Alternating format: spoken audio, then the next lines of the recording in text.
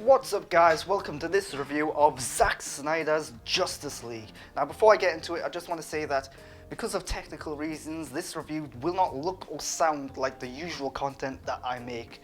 And you can watch another video on my YouTube channel which explains exactly what's going on there. But I do apologise about that, there's nothing I can really do about it. But because of that, this review might look and sound a little different, and it's also going to be completely unscripted. There's not going to be any notes looking to the side of the computer. It's not going to be edited at all. So that's just something you should be aware of. But anyway, Zack Snyder's Justice League. What did I think of the film? Well, firstly, let's talk about what this film is. It's Zack Snyder's directorial version of Justice League. If you remember, in 2017, I believe it was, Joss Whedon's Justice League came out. And he came aboard after Zack Snyder had to drop out of filming that film, and he basically finished off what Zack Snyder was filming, apparently.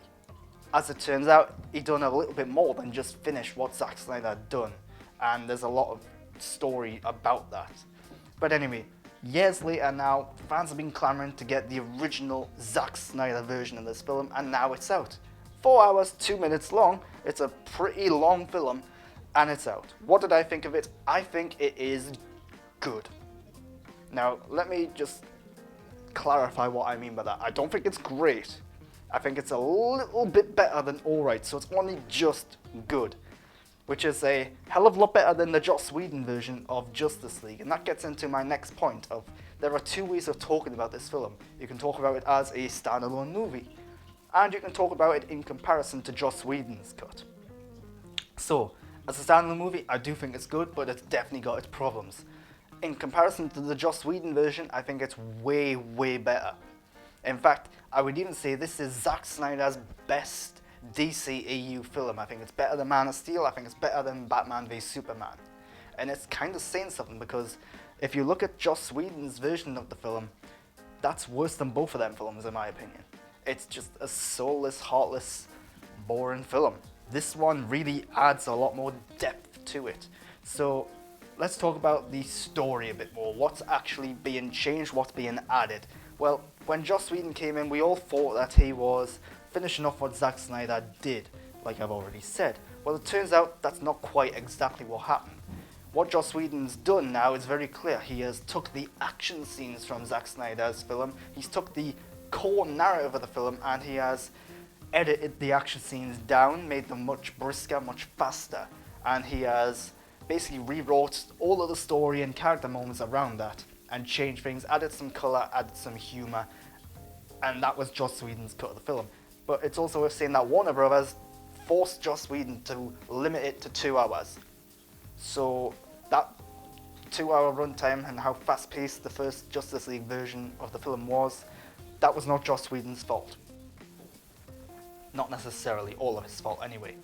So Zack Snyder's version, the story is kind of the same.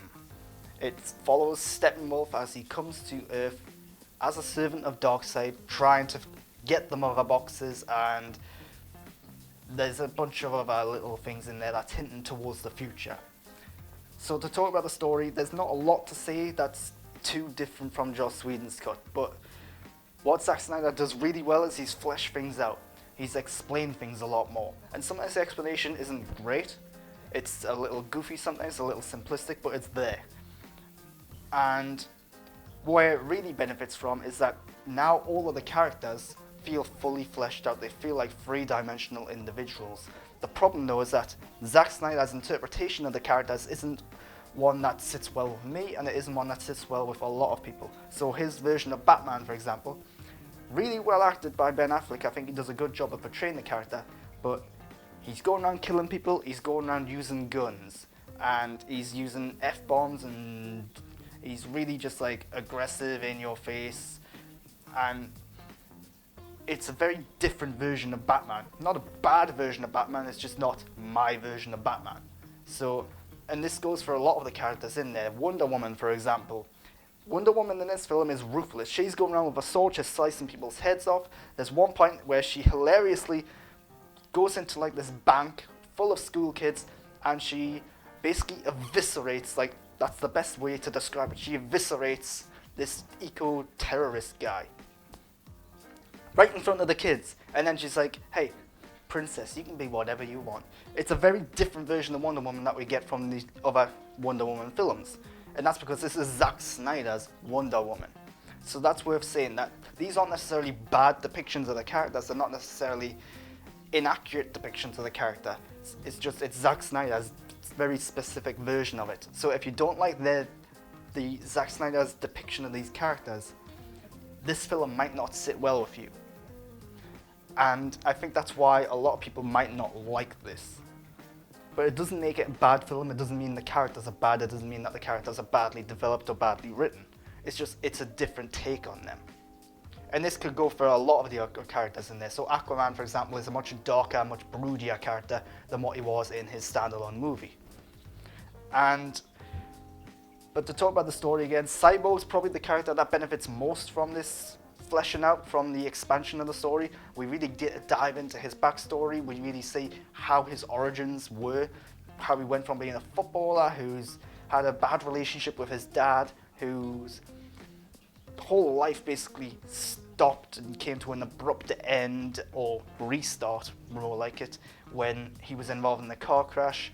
His dad then rebuilt him using the mother box. And there's a lot of good character moments in there. Same with the Flash. Some of the stuff I will say though, it does not need to be in there. Again, the film's 4 hours, 2 minutes long.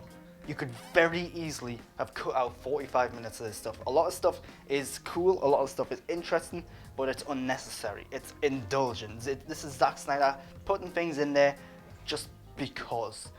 And I don't actually think the pacing's bad. I was never bored watching this film. I didn't think the film was slow. I think it was actually pretty well paced. But again, there was just too much in there that didn't need to be there. It's a bit like the extended versions of Lord of the Rings in a way, in that they added stuff in there that really fleshed things out and made it a much more interesting, vibrant world. But if you watch the normal version of the film, they were still good films. Whereas this version feels like it's doing that just without the original version being as good as the Lord of the Rings versions. It's probably a really bad way of explaining it. But anyway. The action scenes are pretty much exactly the same. Again, Joss Whedon cut them down and edited them down.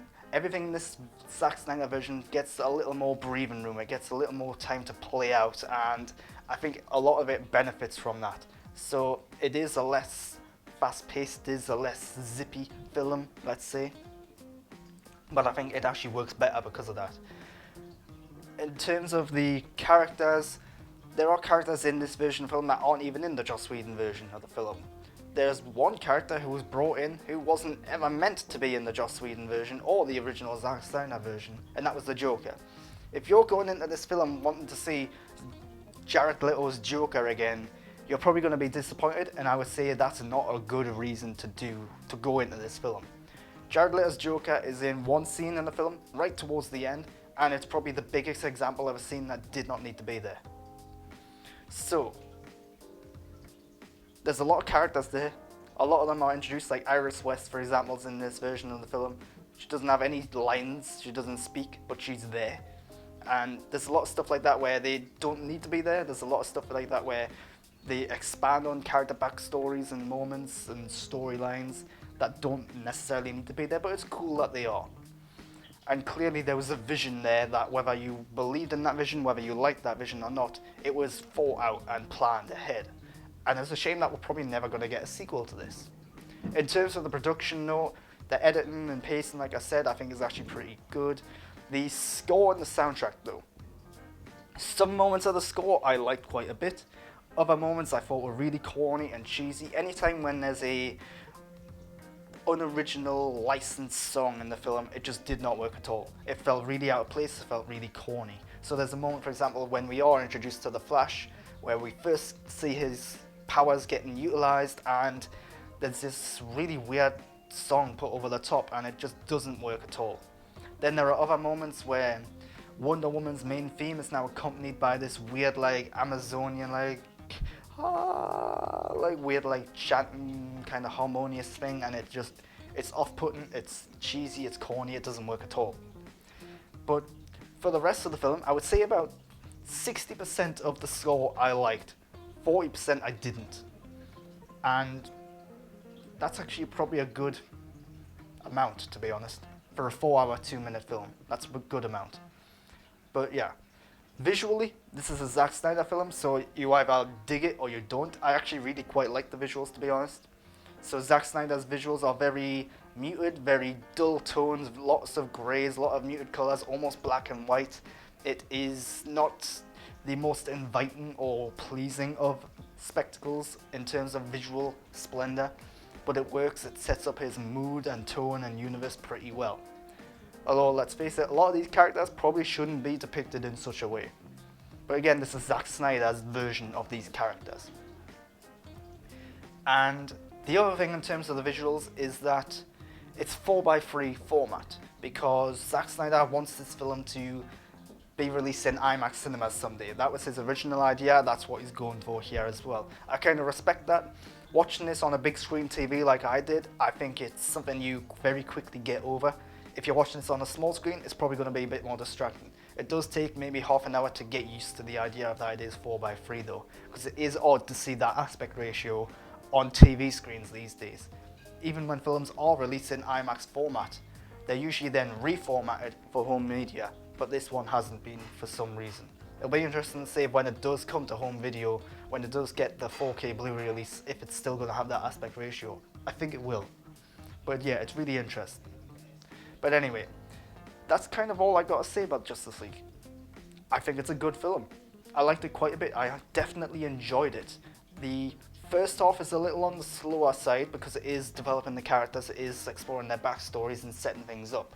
The second half is really fun, really exciting and energetic. Lots of cool action scenes in there. And there's a ton of stuff in there that just didn't need to be there, that could have been cut entirely. I think you could probably get at least 45 minutes to an hour of this out there. It's worth saying that there's a lot of slow motion stuff in there as well, which didn't need to be slow motion. It probably actually would have been cooler if it wasn't slow motion. But again, if you've seen the Joss Whedon version of the film, what's being carried over from that is basically the action scenes. The action scenes are all the same, except they've been stretched out a little bit more. There's a bit more to them. They haven't been edited down so much, so they've got a lot more breathing room, and I do think they work better in the Zack Snyder cut. But that's basically the only thing that's carried over from the Joss Whedon version. The core narrative, like I said, of where they have got to team up, Batman's uniting them, and then they're getting the mother boxes, and then they're taking down Steppenwolf and the stuff in Russia towards the end. All of that's the same, it just plays out a little bit differently with different elements leading up to it. And yeah, this version's way better than the Joss Whedon version. This version is the best Zack Snyder DCEU film that I've seen, I think, by quite a margin. And yeah, 4 hours, 2 minutes is a long time to sit through, but I think if you're a big fan of this universe, if you're a big fan of these characters, if you're a big fan of Zack Snyder's depiction of these characters and then this universe, you're gonna love this film. And I totally understand why people would love this. I can totally see why people wouldn't like this either. But I do think it's more to do with personal taste and opinion rather than actual quality of filmmaking this time around. Whereas with previous Zack Snyder DCEU movies, like Batman v Superman, there were some fundamental flaws with the way the story was told and the way the film was made.